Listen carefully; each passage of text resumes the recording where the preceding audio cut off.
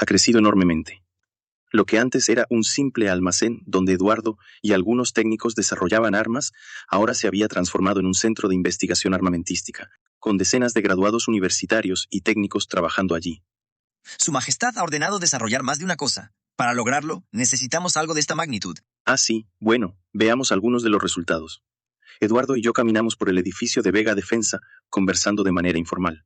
En la sala que llegamos estaba la primera ametralladora que había conseguido ser práctica para el combate, la Gatling Gun.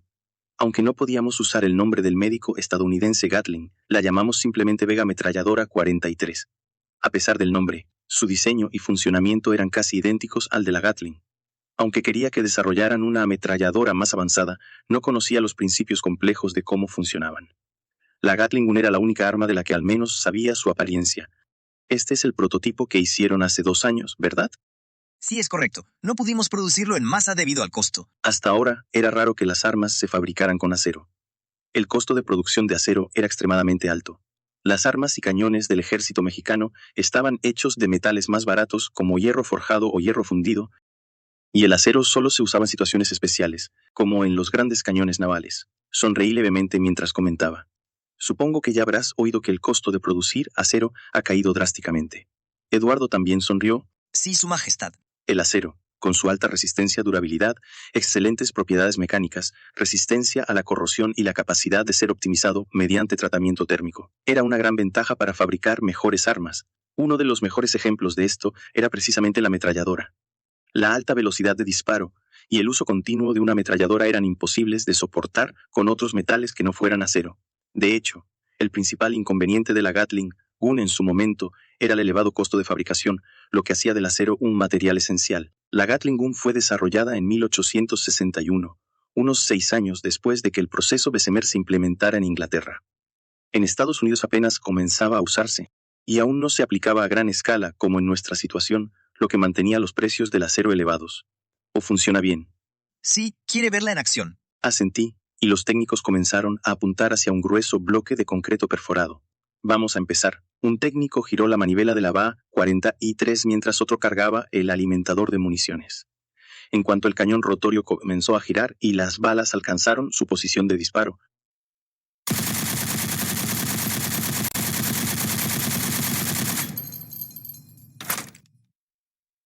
aunque me había tapado los oídos de antemano, el sonido ensordecedor de los disparos traspasó mis manos, mientras el grueso bloque de concreto comenzaba a desmoronarse.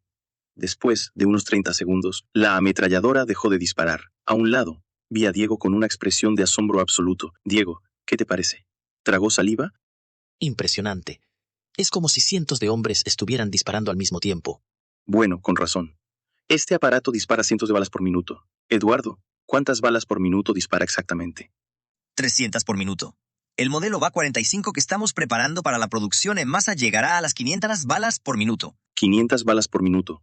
Aunque el fusil Eduardo había mejorado el tiempo de recarga en comparación con los mosquetes antiguos, que tardaban entre 20 y 30 segundos en cargarse, seguía siendo un arma de acción de cerrojo de disparo único. Incluso un tirador experto solo podía disparar de 10 a 15 balas por minuto, pero una ametralladora podía disparar 50 veces más balas en ese tiempo. Y a diferencia del rifle de disparo único, que requiere apuntar cada vez, una ametralladora de disparo continuo permite ajustar el objetivo mientras dispara, arrasando con el enemigo. Su poder era tan abrumador que destruyó las formaciones de infantería de línea, que incluso frente a los cañones mantenían rigurosas formaciones. Así fue como la infantería de línea desapareció de la historia. Decir que una sola ametralladora cambió el paradigma de la guerra terrestre puede ser una exageración, pero es innegable que fue uno de los factores clave. El poder destructivo de las ametralladoras, sumado al rápido incremento en la potencia de las armas personales y los cañones, hacía que intentar combatir en formación, como en el pasado, resultara en una pérdida de vidas abrumadora. Es increíble pensar que en la historia original, un médico creó este tipo de armas con buenas intenciones. Parecía absurdo hablar de buenas intenciones en relación con un arma tan devastadora, pero el Dr. Gatling, en la historia original, reflexionó. Si pudiera inventar una ametralladora que permitiera a una persona realizar la tarea de 100 en el campo de batalla, entonces podría reducir la necesidad de grandes ejércitos. En consecuencia, la exposición de los soldados a la guerra y las enfermedades disminuiría considerablemente. De hecho, como médico inventor, Descubrió que la mayoría de los soldados en la guerra civil estadounidense no morían por heridas de bala, sino por enfermedades. Motivado por eso, inventó la ametralladora.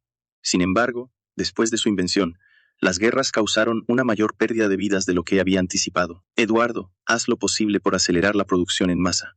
Majestad. Ahora veamos el siguiente objeto. El siguiente objeto era alambre de púas en espiral. Este tipo de alambre consiste en finos hilos de metal retorcidos entre sí, con púas o pinchos afilados colocados a intervalos regulares. Las púas estaban firmemente fijadas al alambre, lo que significaba que podían causar heridas a cualquier persona o animal que intentara acercarse. Era evidente su propósito con solo verlo. Diego comentó: Esto es para defensa. Exacto. Aunque nuestro ejército tenga una capacidad ofensiva muy superior, habrá frentes en los que necesitemos defendernos y este alambre de púas en espiral nos permitirá proteger grandes áreas con pocas tropas. Era un dispositivo simple, pero muy eficaz. No se podía atravesar sin sufrir heridas graves, en la historia original. Antes de la llegada de los tanques, la única manera de superar este tipo de barreras era cortando el alambre con tijeras de gran tamaño o explosivos, o cavando trincheras para pasar por debajo. Y, claro, mientras se hacían estas maniobras, el enemigo no se quedaría de brazos cruzados, lo que hacía que estos métodos fueran muy peligrosos y laboriosos. Este alambre, que parecía algo insignificante, se convertía en una gran barrera para el enemigo. No en vano se produjo en masa durante toda la Primera Guerra Mundial. También puede tener otros usos, como la gestión de ganado o la delimitación de zonas de seguridad, añadió Diego. Exactamente. Por ahora estamos acumulando reservas, pero en el futuro planeamos venderlo al sector civil. Entendido. Revisar los productos en preparación me calmó un poco el ánimo agitado.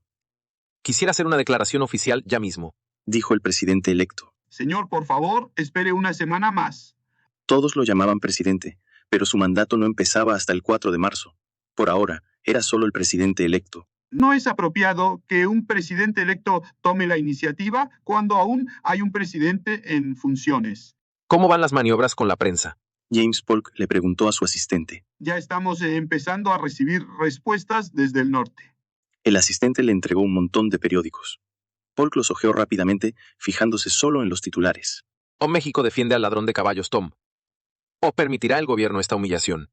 En el norte, donde había más abolicionistas, evitaban usar la palabra esclavo, y en su lugar enfatizaban que esto era una ofensa diplomática y destacaban el robo cometido por el esclavo negro.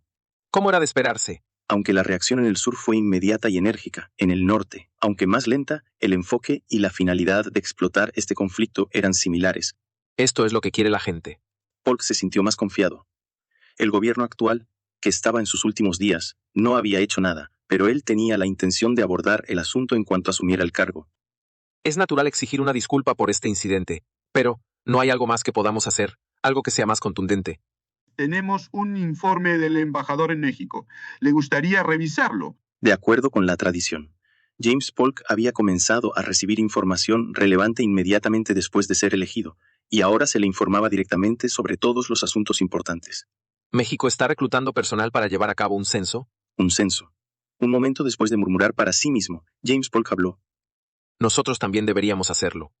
Solo han pasado 5 años desde el último, en 1840. Estados Unidos había realizado censos cada 10 años desde 1790. Hacerlo tan pronto después del de 1840 parecía inusual. Por alguna razón, el conflicto con México empeora. Los ciudadanos de Estados Unidos necesitan tener la certeza de que estamos en una posición claramente superior. Aunque resolver el conflicto diplomáticamente sea la mejor opción, necesitamos datos concretos con que refuercen nuestra posición. Tiene razón, señor. Aunque la población no era el único factor que determinaba el poder de una nación, seguía siendo un indicador importante. De hecho, muchos medios y expertos habían comparado los resultados del censo mexicano de 1838 con los del censo estadounidense de 1840.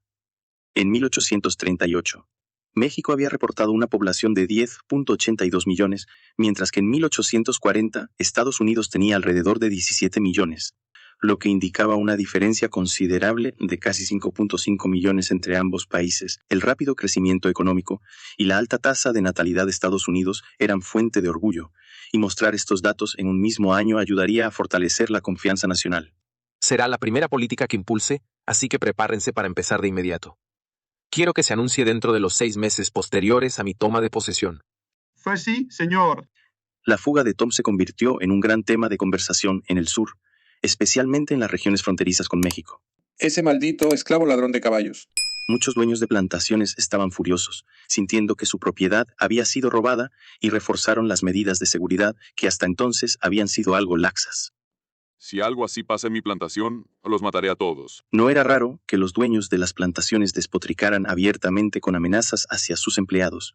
El problema era que, en medio de esas quejas y amenazas, los esclavos escuchaban a escondidas. Dicen que si robas un caballo y te diriges al oeste, te aceptan como inmigrante.